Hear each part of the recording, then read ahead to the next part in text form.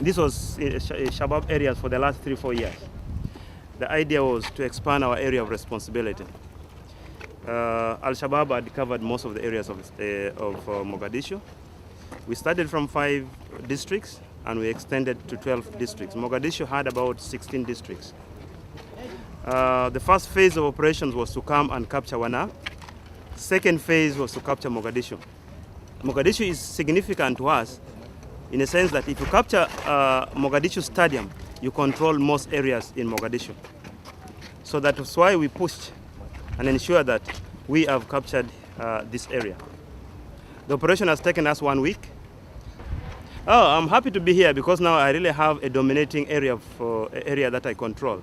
This is an area of, it's very tactical to us because we over-dominate all of the area in Mogadishu. Our intention is first to consolidate the gains in Mogadishu before we can hope of pursuing Al-Shabaab outside Mogadishu.